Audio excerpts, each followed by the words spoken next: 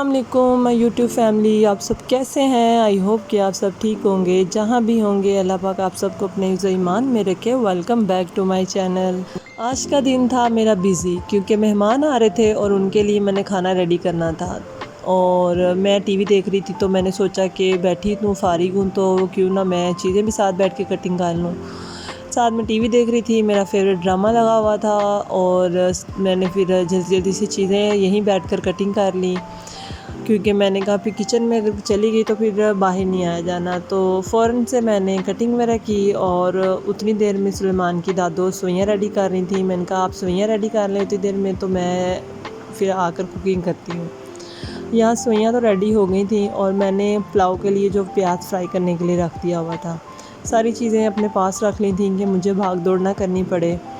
और मैंने स्पाइसेस वगैरह भी एक प्लेट में डाल दिए। मेरी आदत है कि मैं सारी चीज़ें कटिंग करके स्पाइसेस वगैरह सब कुछ मैं ना एक साथ में एक प्लेट में ऐड करके रख देती हूँ कि ना मुझे भाग दौड़ ना करनी पड़े। बहुत से लोगों की हैबिट होती है कि वो रात को सोने से पहले अपने अगले दिन की सारी प्लानिंग करते हैं कि हमने कल उठकर कौन कौन से काम करने हैं, कौन कौन से हमारे काम पेंडिंग हैं, हमने उनको कंप्लीट करना है। कुछ लोगों ने डायरीज़ रखी होती हैं जो उन पे अपना राइट कर लेते हैं और कुछ लोग जो हैं वो अपने जहन में ही सोच लेते हैं कि हमने कल ये काम करना है।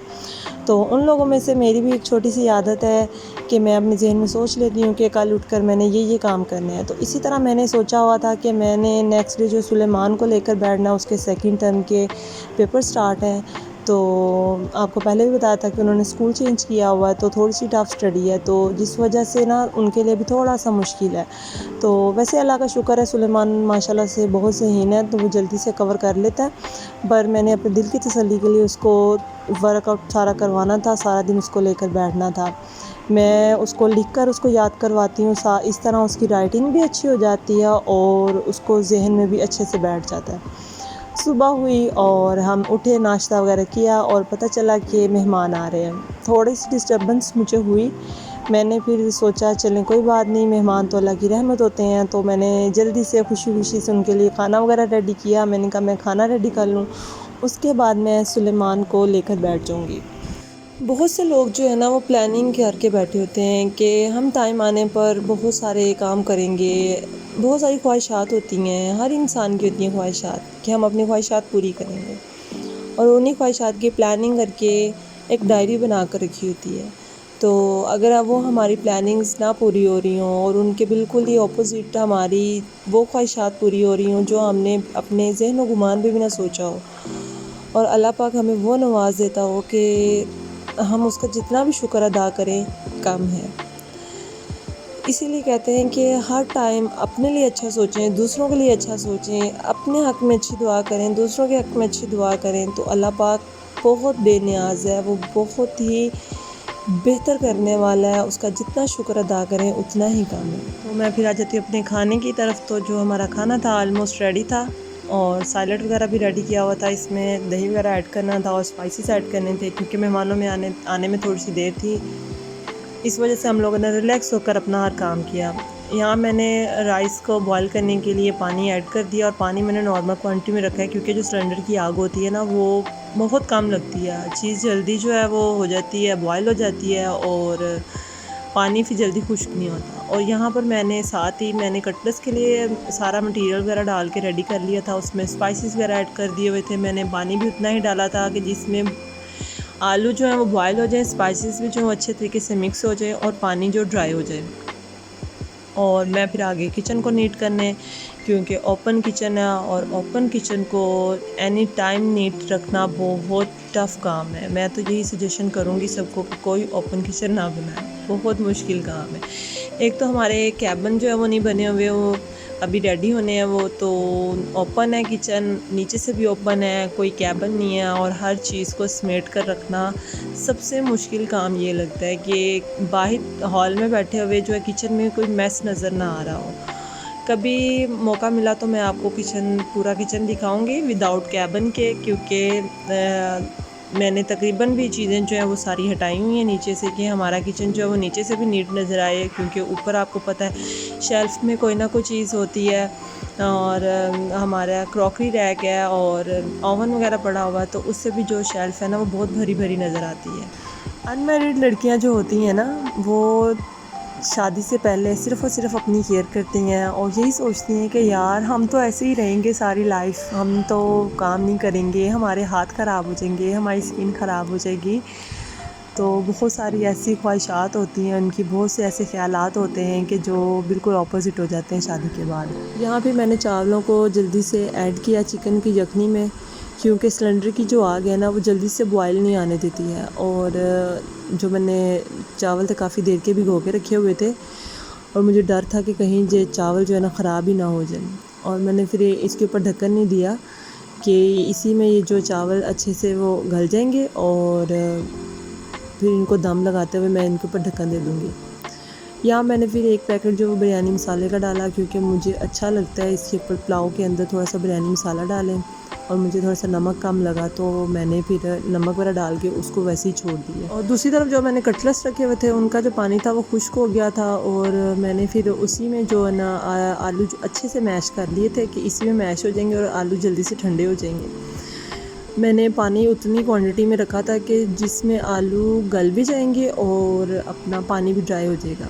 तो मैंने फिर इनको एक ट्रे में निकाल लिया कि इनको थोड़ी सी हवा लग जाए, ठंडे हो जाएं, और उसके बाद मैं फिर इनके अंदर स्पाइसेस थोड़े बहुत जो ऐड करने वाले हैं वो ऐड करूँगी और उसके बाद मैं कटलेट्स रेडी कर लूँगी।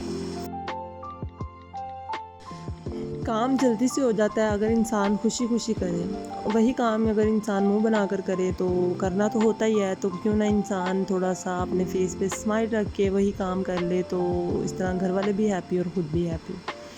और यहाँ पर मेरे जो राइस थे वो दम पर आ गए थे। ये जो मैंने तवा है ना रोटी बनाने वाला, ये मैंने एक्स्ट्रा रखा हुआ है दम लगाने के लिए, बहुत अच्छा दम आता है। मैंने इसके नीचे आंच तेज़ कर दी थी एक दफ़ा, अच्छे से जो हीट अप हो जाए, फिर उसके बाद हल्की आंच में रख दूँगी। बाकी थोड़े से जो आलू थे ठंडे हुए तो मैंने इनमें स्पाइसेस वगैरह ऐड किए अपनी मर्ज़ी के, जो जो दिल करता है मैं तो सारे स्पाइसेस ऐड कर देती हूँ। ब्लैक पेपर हो गया अपना, लाल कुटी मिर्च हो गई, और जो भी चाट मसाला हो गया, बहुत सारे ऐसे मसाले होते हैं कि अच्छे लगते हैं, सूखा धनिया पाउडर हो गया, मैंने सब कुछ इसमें ऐड कर दिया थोड़ा थोड़ा कि सबका टेस्ट आएगा।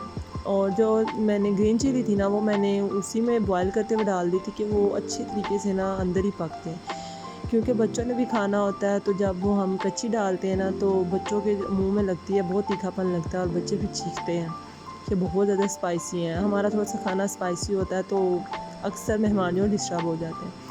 यहाँ पर हमारे मेहमान आ गए थे और सुलेमान की दादू मिल रही थी।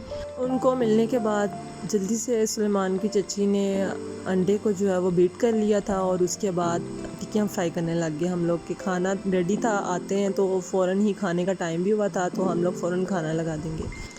यहाँ फिर सुलेमान की चची ने फटाफट से टिक्कियाँ फ्राई की और मैंने बर्तन वगैरह इकट्ठे करना शुरू किए कि दस्तरखान जो है वो लगाएं। हम लोग दस्तरखान नीचे लगाते हैं ज़्यादातर, क्योंकि हमारे ज़्यादा प्रेफर जो करते हैं वो नीचे बैठने में करते हैं। आम रूटीन में भी नीचे बैठने में ही करते हैं प्रेफर। हमारे घर में डाइनिंग टेबल है पर हम लोग वो यूज़ नहीं करते। और उसके बाद मैंने जब चावलों का दम उठाया तो इतनी अच्छी खुशबू आ रही थी, इतनी प्यारी खुशबू और इतना प्यारा कलर आया था। मुझे डर था कि जब मेरे प्याज जो था वो ज़्यादा फ्राई हो गया था तो मुझे ये था कि जो चावलों का कलर है ना वो बहुत ज़्यादा डार्क हो जाएगा। पर जब मैंने दम उठाया और चावलों का कलर देखा और उसके बाद मैंने इनको डिश आउट किया, बहुत प्यारी खुशबू थी और बहुत ही प्यारा कलर आया था, टेस्ट भी बहुत मज़े का था। उसके बाद फिर हम लोग दस्तरखान पर आकर मेहमानों के साथ बैठ गए। हम लोगों ने खाना वगैरह खाया, बहुत मज़ा आया। यहाँ गपशप लग रही थी और साथ में सब अपनी अपनी प्लेट्स में अपने अपने लिए खाना डाल रहे थे। हम लोगों ने भी अपने लिए डाला और उस्मान साहब ने बस देखी मीठी सवैयाँ और वो पागल हो गया। पापा से कह रहे कि बस मुझे आप मीठी सवैयाँ खिलाते थे। सब ने अपने अपने लिए खाना डाल लिया और फिर आई मेरी बारी। तो मैं तो चावल खाने में पागल हूँ, मुझे सब कुछ मना कर दो बस चावल ना मना करो। तो मेरा पेट भर जाएगा, मेरी आंखें कभी नहीं भरेगी। यहाँ पर मेहमान बैठे थे, गपशप लगा रहे थे। फिर उसके बाद जब मैं अपने कमरे में आई तो मेरे कमरे का बुरा हाल किया हुआ था। मेरे सुलेमान की शुरू से आदत है, घर में कोई मेहमान ना आ जाए अपनी हर चीज़ हमने खोल कर आगे रख देनी है। और खेला नहीं, बस कमरे में मैस किया और बाहर दौड़ गए। गपशप लगाने के बाद फिर मेहमानों ने अल्लाह हाफिज़ हमसे कही, तो उनको छोड़ने के लिए हम बाहर आए। तो माली आया हुआ था गार्डन की थोड़ी सी क्लीनिंग करने के लिए। अभी मैंने यहाँ पर प्लांट्स वगैरह लगवाने हैं, तो मैंने यहाँ पे छोटा सा क्लिप ले लिया, बहुत अच्छा लग रहा था। तो उसके बाद मेहमानों को अल्लाह हाफिज़ किया और उसके बाद मैं आ गई कमरे में। और मैंने फिर आकर सारे टॉयज़ कलेक्ट किए। मुझे सबसे मुश्किल काम ये लगता है, मैं सुलेमान को अक्सर कहती होती हूँ कि अगर खेलना है तो सारे कलेक्ट करके आपने बॉक्स में रखने भी हैं, पर कहाँ सुनते हैं बच्चे। बस खेला और खेलने के बाद फिर वो मैस वगैरह किया अपना, और वो सिर्फ मम्मा को उठाना पड़ता है, बहुत मुश्किल होता है। ये ना हो तो लाइफ जो है ना वो कंप्लीट ही नहीं है। एक मैरिड लड़की की जो है ना लाइफ बच्चों के साथ ही कंप्लीट होती है। जितना मर्ज़ी जो कुछ मर्ज़ी कर लो, जब तक बच्चे नहीं ना आपकी लाइफ में, तब तक आप लोग अपने आप को जो है ना इनकम्प्लीट समझ रहे हो। उसके बाद मैंने सारे टॉयज़ कलेक्ट किए, और ये उस्मान साहब की कोशिश थी कि जो मामा कलेक्ट कर रही है ना, इनको मैं सबको दोबारा से बिखेर दूँ। मैंने कहा ना बेटा ना, इसके बाद अब मामा में हिम्मत नहीं है। मामा ने अभी भाई को है ना पेपर की तैयारी भी करवानी है, तो मेहरबानी करके मुझे जो है ना जो सारे टॉयज़ हैं ना वो कलेक्ट करने दें। तो मैंने फिर सारा कुछ बहुत मुश्किल से कलेक्ट किया, क्योंकि रूम में बहुत ज़्यादा मैस नज़र आता है टॉयज़ का। तो ये एक छोटा सा कॉर्नर था, यहाँ पे जो टॉयज़ बॉक्स थे ना वो बहुत अच्छे तरीके से फ़िट आ गए। तो मैंने यहाँ पे अच्छे तरीके से इनको फ़िट करके रख दिया, ज़्यादा मैस भी नहीं नज़र आएगा। उसके बाद फिर आ गई बारी सुलेमान को पेपर याद कराने की, और उसने कहा मम्मा मैं थोड़ी सी पहले मस्ती कर लूँ, उसके बाद मैं जो है ना पेपर की तैयारी करने बैठूँगा। और सुलेमान ने जो करना है ना, उस्मान ने तो कहना है कि मैं भी वही करूँगा। यहाँ पे थोड़ी सी मस्ती की, उसके बाद मैंने फिर इसको जो है ना स्टडी के लिए लेकर बैठी। बहुत टफ़ ड्यूटी होती है हाउसवाइफ़ की, बच्चों के साथ घर को मैनेज करना, बच्चों की स्टडी को देखना, बच्चों की परवरिश करना बहुत मुश्किल काम है। अगर जॉब लेडीज़ कहती हैं ना कि हमारा काम सबसे मुश्किल है, तो एज़ अ हाउसवाइफ़ भी बहुत मुश्किल काम है बच्चों की परवरिश करना और बच्चों को राह रास्त पर लेके आना। हाउसवाइफ़ की बहुत ही टफ़ ड्यूटी होती है ये भी।